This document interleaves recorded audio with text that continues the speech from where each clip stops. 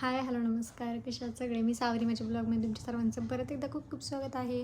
6व्या महिन्यापर्यंत मी प्रेग्नन्सीचे ब्लॉग टाकले होते शॉर्ट्समध्ये आणि आता काही कारणामुळे मला शॉर्ट्स काढता येत नाही आहे. त्याच्यामुळे 7व्या महिन्याची मी तुम्हाला छोटंसं सांगते आणि 8व्या-9व्या महिन्याचं नंतर दुसरा व्हिडिओ काढून सांगते. तर 7व्या महिन्यामध्ये आहे ना, पप्पा मम्मी मला घ्यायला आले आणि मी इकडं तळेगावला आले. तळेगावला आल्यानंतर त्याच्यानंतर 7 ते 8 दिवसानंतर एक दिवस आहे ना, मला नूडल्स खाऊ वाटले होते आणि मागच्या व्हिडिओमध्ये पण सांगितलं की नूडल्समुळं माझे खूप पोट वगैरे दुखत होतं आणि त्यामुळं आम्ही हॉस्पिटलमध्ये गेलो. पप्पा घाबरले आणि कामालाच गेला नाही आणि मग आम्ही हॉस्पिटलमध्ये गेलो. हॉस्पिटलमध्ये डॉक्टरांनी सांगितलं की मी त्यांना सांगितलं नाही मी नूडल्स खाल्ले होते म्हणून. आता त्यांना कसं काय सांगून नूडल्स खाल्लेत. त्यांना फक्त म्हणलं की घरातलंच खाल्लं होतं म्हणून आणि त्याच्यामुळे ते बोलले की काहीतरी टॅब्लेट्समुळं पण काही वेळेस ॲसिडिटी होते काहींना, जे फॉलिक ॲसिडचे वगैरे असतात ते.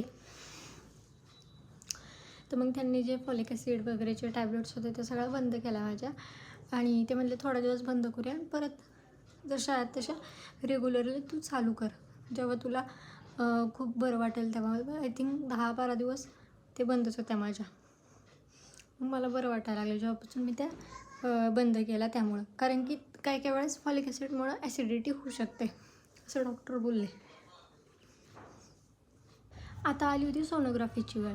आता 7व्या महिन्याची शेवटची सोनोग्राफी असते. तुम्हाला माहिती आहे 7व्या-8व्या महिन्यामध्ये म्हणजे 7व्या महिन्याच्या मध्यात किंवा 8व्या महिन्यामध्ये एक शेवटची सोनोग्राफी असते आणि त्यामध्ये मग सगळं दाखवलं होतं की वेट किती आहे, त्याच्यानंतर बेबीचं सगळं वेट वगैरे चांगलं आहे का, वॉटरचे साईड्स आहे बेबीचं ते चांगलं आहे का, सगळं व्यवस्थित आहे की नाही, सगळ्या गोष्टी त्याच्यामध्ये सांगितल्या जातात. तर मग त्या दिवशी पप्पांना पण सुट्टी होती. पप्पा, मी, मम्मी आम्ही गेलो हॉस्पिटलमध्ये आणि थोडासा वेळ लागला सोनोग्राफीला कारण की खूप मोठी लाईन होती सोनोग्राफीसाठी आणि त्यानंतर माझा फायनल नंबर आला. म्हणजे डॉक्टर निघून चालले होते कारण की त्यांचं काहीतरी टायमिंग होतं 2 वाजेपर्यंत आणि मला खूप वेळ झाला होता तिथे थांबून आणि पेशंट पण खूप आले होते आणि डॉक्टर जायचीच वेळ झाली होती. तरी पण थोडीफार ओळखीमुळं डॉक्टर थांबले आणि त्यांनी शेवटी माझी सोनोग्राफी केली आणि शेवटची पेशंट मीच असेल मला वाटते.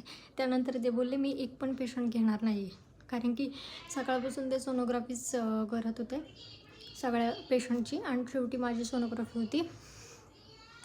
सगळ्या गोष्टी चांगल्या होत्या ते बोलले. सगळ्या गोष्टी चांगल्या आहेत आणि तेव्हा आहे ना मला आहे ना आत्ता तरी माझे नेल्स वाढलेले नाही आहे पण मला तेव्हा आहे ना नेल्स वाढवायची खूप हे होती. मला आवडायचं आणि माझी खूप आहे ना नखं वाढलेली होती तेव्हा आणि डॉक्टर आहे ना त्या गोष्टी मला खूप ओरडले होते की आता तुला बेबी होणार आहे आणि तू अशी नखं वाढवते आहे, तिला लागलं वगैरे असं तसं.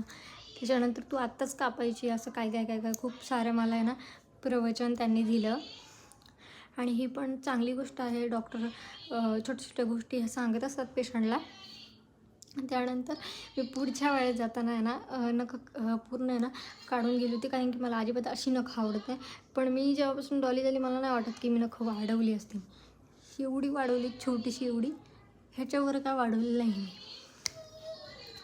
त्यानंतर आता येते प्रत्येकाचं स्वप्न असतं की डोहाळं जेवण झालंच पाहिजे आणि पहिल्या बेबीसाठी तर झालंच पाहिजे आणि आता न्यू जनरेशन आहे त्याच्यामुळे सगळ्यांना असं खूप आवडतं प्रत्येक गोष्टी.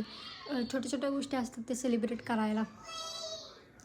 तर मग डोहाळं जेवण येणार होतं आणि तेव्हा 7व्या महिन्यात माझं इतकं छोटंसं पोट होतं. तुम्हाला नाही ह्या साईडला किंवा मी एखादा फोटो वगैरे दाखवेन.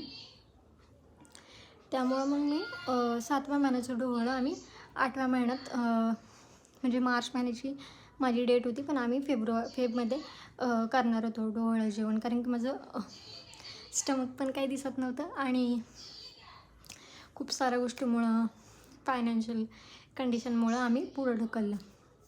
तर मग फेबमध्ये डेट ठरली आमची. आय थिंक काहीतरी 8-9ला काहीतरी डेट ठरली होती. त्यामध्ये खूप सारी गोष्टी मजा केली आम्ही.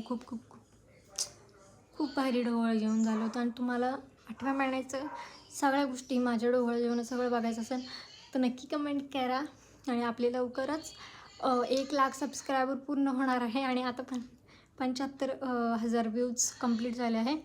आणि थँक्यू सो मच. आणि माझे असेच ब्लॉग बघत राहा, लाईक करा, शेअर करा, कमेंट करा आणि सबस्क्राईब करायला विसरू नका. Bye bye.